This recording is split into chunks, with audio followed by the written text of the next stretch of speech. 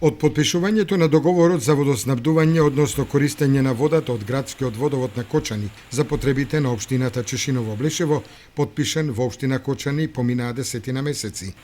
Општината Кочани и комуналното јавно предпријатие Водовод го обезбедија приклучокот за вода од градскиот водовод кај селото Подлог, со што е реализирана една од основните обврски од договорот. Останува општината Чешиново-Облешево да изнајде средства по пат на кредит или странска донација за да се реализира водоснабдувањето во општината.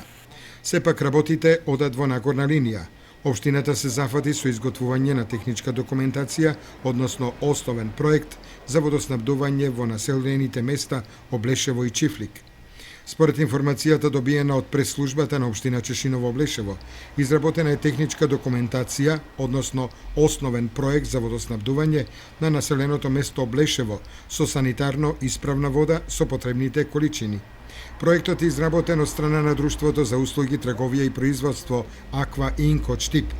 Во проектот е предвидено должината на водоводната мрежа да изнесува 6154 метри и преку наводнителната мрежа да се снабдуваат 1131 жител од Облешево.